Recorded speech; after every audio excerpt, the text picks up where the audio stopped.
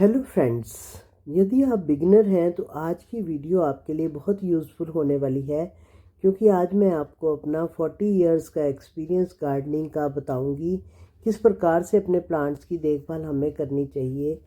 तो सबसे पहले हमें अपने प्लांट्स की केयर करने के लिए हमें पॉट का चुनाव करना पड़ता है। तो हमें यदि हम मिट्टी का पॉट लेते हैं तो बहुत ही अच्छा होता है, लेकिन यदि आप टेरेस पर गार्डनिंग कर रहे हैं तो हमारे प्लास्टिक का पॉट भी बहुत अच्छा रहता है। और ट्रे गार्डन बनाने के लिए हम सिरेमिक का पॉट भी ले सकते हैं। दूसरा, हमें सॉइल मिक्सचर किस प्रकार से बनाना चाहिए। यदि हम एक भाग मिट्टी, एक भाग खाद और एक भाग सैंड, थोड़ी सी नीम खली मिलाकर सॉइल मिक्सचर बनाएंगे तो बहुत ही वेल ड्रेन्ड सॉइल बनेगी। और हमें पॉट का ड्रेनेज होल ज़रूर चेक कर लेना चाहिए कि ड्रेनेज होल खुला हो, और उसके ऊपर हमें कोई भी पुराने गमले की ठीकरी रख देने चाहिए ताकि मिट्टी बाहर ना निकले। और हमें अपने प्लांट्स को ऐसी जगह पर रखना चाहिए जिस प्रकार से, यदि हमारे इंडोर प्लांट्स हैं तो हमें कोई ग्रीन शेड लगा लेना चाहिए, ग्रीन नेट लगा लेनी चाहिए या शेडी एरिया में रख देने चाहिए। लेकिन यदि हमारे फ्लावरिंग प्लांट्स हैं तो उनको हमें फुल सन में कम से कम 5-6 घंटे की धूप में रखना चाहिए। और वाटरिंग हमें किस प्रकार से करनी चाहिए। गर्मियों में तो हमें डेली वाटरिंग करनी है। सर्दियों में हफ्ते में यदि 2 बार मिट्टी सूखने पर ही हम वाटरिंग करें। और मिस्टिंग करनी बहुत ही ज़रूरी होती है सर्दी गर्मी अपने प्लांट्स की, क्योंकि ताकि हमारे प्लांट्स सुंदर दिखाई दें और उनकी मिट्टी वगैरह सब धुल जाए और उनकी फोटोसिंथेसिस अच्छी प्रकार से हो पाए।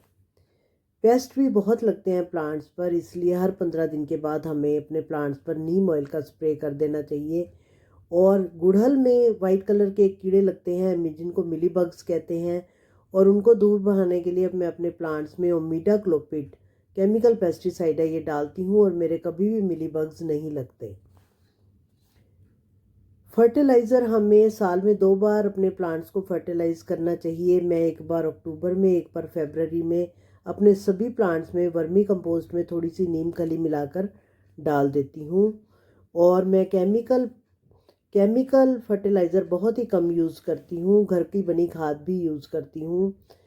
और जो हमारे प्लांट्स होते हैं, यदि हम उनको समर में या विंटर में अच्छी प्रकार से इनको बचा लेते हैं तो हमारे परमानेंट प्लांट हमेशा ग्रो करते रहते हैं। इसलिए समर और विंटर में हमें इनका बहुत ध्यान रखना पड़ता है। समर में यदि आपके पास कोई इंडोर प्लांट्स हैं तो उनको शेडी एरिया में रखें। यदि आपके पास शेडी एरिया नहीं है तो ग्रीन नेट लगा लें। और विंटर्स में भी किसी शेडी एरिया में रखें जहाँ पर धूप आती हो, क्योंकि विंटर्स में सभी प्लांट्स को धूप की ज़रूरत रहती है। और हमें फरवरी में अपने प्लांट्स की कटिंग प्रूनिंग करनी चाहिए और नए पौधे भी प्रोपोगेट करने चाहिए। बरसातों में भी हमें नए पौधे हमें प्रोपोगेट करने चाहिए। और कुछ बिगनर्स को ये समझ में नहीं आता हम शुरू में कौन से प्लांट्स लगाएं, तो कुछ ऐसे मैं आपको ऐसे प्लांट्स बता रही हूँ। जैसे फ्लावरिंग प्लांट्स में बोगनविलिया, सदाबहार, पोर्टुलाका, ये तीनों बहुत ही अच्छे फ्लावरिंग प्लांट हैं। और मनी प्लांट, जेड प्लांट और स्नेक प्लांट, ये भी बहुत ही अच्छे प्लांट्स होते हैं बिगनर्स के लिए। अपने पेड़ पौधों की, अपने प्लांट्स की हमेशा सफाई रखें। जो भी पत्ते, पीले पत्ते हैं उनको हटाते रहें, सूखी टहनियों को हटाते रहें और गुड़ाई करते रहें समय समय पर। तो आपका गार्डन बहुत ही सुंदर लगेगा। गार्डन में अच्छी प्रकार से सफाई होनी बहुत ज़रूरी है। और अपने प्लांट्स को गर्मी और सर्दी से भी बचाते रहें। तो फ्रेंड्स, आपके प्लांट्स जो हैं पूरे वर्ष, पूरे साल अच्छी ग्रोथ करते रहेंगे। और कुछ हम अपने वेस्ट मटेरियल का भी यूज़ कर सकते हैं अपने गार्डन में। जिस प्रकार से ये मैंने कुछ फ्लावर्स बना रखे हैं प्लास्टिक की बोतल से, और कुछ कंटेनर प्लास्टिक की बॉटल्स जो होती हैं, कोल्ड ड्रिंक की बॉटल्स होती हैं, उनसे बना रखे हैं।